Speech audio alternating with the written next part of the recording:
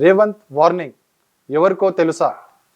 మేడారం జాతర అభివృద్ధి పనుల్లో నాణ్యత ప్రమాణాలు పాటించాలని ముఖ్యమంత్రి రేవంత్ రెడ్డి గారు అధికారులకు ఆదేశించారు.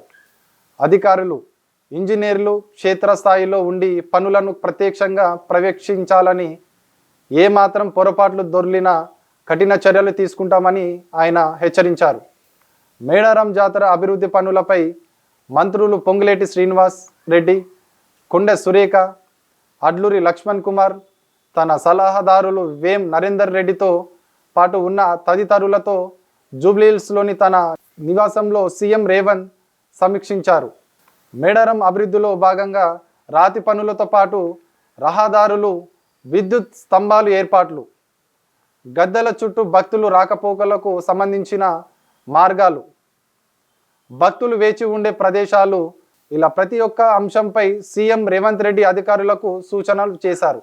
పనులు సాగుతున్న తీరుపై ప్రదర్శించిన పవర్ పాయింట్ ప్రజెంటేషన్ పరిశీలించిన విషయాల్లో తీసుకోవాల్సిన జాగ్రత్తలను సూచించారు.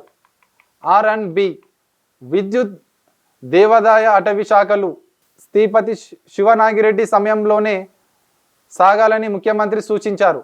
మేడారం అభివృద్ధి పనుల్లో ఆదివాసీ సంస్కృతి, సాంప్రదాయాలు, ఆచారాలకు పెద్దపీట వేయాలని సీఎం మరోసారి స్పష్టంగా చెప్పారు. నిర్దేశిత సమయంలోనే అభివృద్ధి పనులు పూర్తి కావాలని ఆదేశించారు. గద్దెల దగ్గరలో ఉన్న చెట్లు తొలగించవద్దని, నిర్మాణంలో ఉన్న విమర్శలు తావు ఇవ్వొద్దని సూచించారు.